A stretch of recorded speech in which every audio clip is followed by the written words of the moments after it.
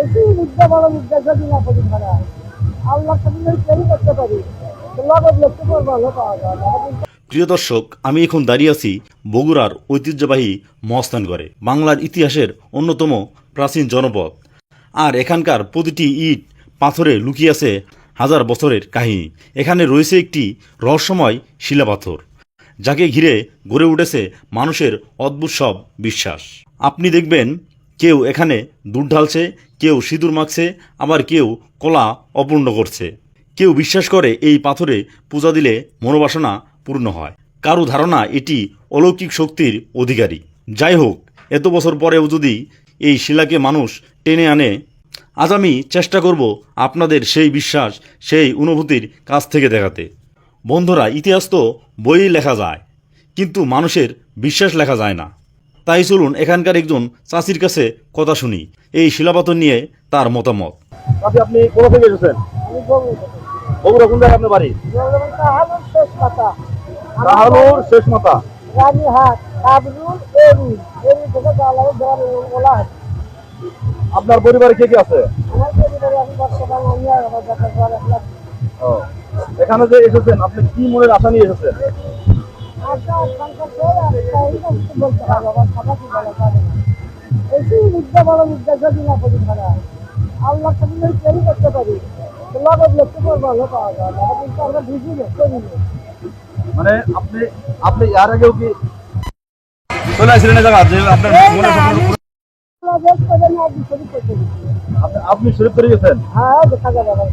মানে আপনি শরীফে রাজস্থান রাজস্থান, দিল্লিতে কলকাতা আপনি মানে মানে বিদেশ করে গেছেন, বিদেশ কোন জায়গায় গেছেন? আজই শুরু করেছে ভারতে। ভারতে ভারতে ভারতে গেছেন, তো আপনি অনেক জায়গায় ঘুরছেন। অনেক যে কাজ চলত তার উপরে নির্ভর করে এই মধ্যপ্রাচ্য বাগদাদ হইতে একজন আল্লাহ বলি আসেন।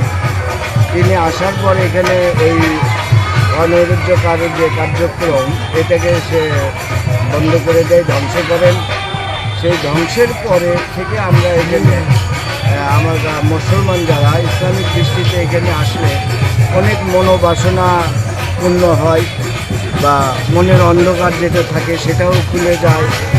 যেমন এই পাথরটা আমরা জন্ম আমার বাপ দাদা তারা সবাই যেহেতু 2500 বছর আগের ঘটনা, তো এখানে দেখা গেছে যে কোনো মানুষের হয়তো বহু ধরনের সমস্যা থাকে। এই সমস্যাকে কেন্দ্র করে দুধ যদি মান্যত করে বা নিজে হাতে সে ঢেলে দিয়ে যায়, তাহলে দেখা গেছে যে 72 ঘন্টা 24 ঘন্টা থেকে 72 ঘন্টা এর ভেতরে তার মনোবাসনা পূর্ণ হয়। আমি যেটা বলছি যে এই পাথরটা কি কেউ এখান থেকে তোলার চেষ্টা করেছিল? এটা হ্যাঁ, কোনো এক সময় তোলার চেষ্টা হয়েছিল, যেটা আমরা দেখি নাই, যেটা শুনেছি যখন হয়তো রাজার আমল ছিল। তো সেখানে হাতি বা এখানেও হাতিরও কার্যক্রম আছে, সেটা আমরা দেখি নাই যে কোন সময় এই ঘটনাটা ঘটেছিল। তো হাতি লাগানো হয়েছিল যে এটাকে সরানোর জন্য। তো সেখানে তাকে বিন্দু পরিমাণের এখান থেকে লড়ানো যায় না বা পারা যায় না। এরকমের দৃশ্য আরও আছে যে এখানে অশ্লীলতা বা অন্য কিছু হলে তার সাথে সাথে বিপদ ঘটে অন্যরকম। আচ্ছা, এখন বলতে চাচ্ছি যে আপনারা কি প্রতিদিন এখানে আসেন? প্রতিদিন বলতে না, বৃহস্পতিবার করে আমাদের একটা ইয়া থাকে, ছুটি বা হলিডের দরজায় দোয়া কামনার একটা সন্ধ্যা রাত বা দিন। এটাকে কেন্দ্র করে আমরা যারা গুরুবাদী লোক যারা আছি তারা বৃহস্পতিবার করে বিশেষ করে উলিয়া উলিয়ার দরবারে আমরা উপস্থিত হই, যে যেখানেই থাকি। এভাবেই আমাদের এখানের আশা এবং ভালোবাসার মূল কারণ। প্রিয় দর্শক, আপনি শুনলেন মানুষের বিশ্বাসের ভিন্ন ভিন্ন গল্প। কেউ ইতিহাস খুঁজে, কেউ পূজা খুঁজে, কেউ নিজের স্বপ্নের আশ্রয় খুঁজে এই পাথরের কাছে এসে।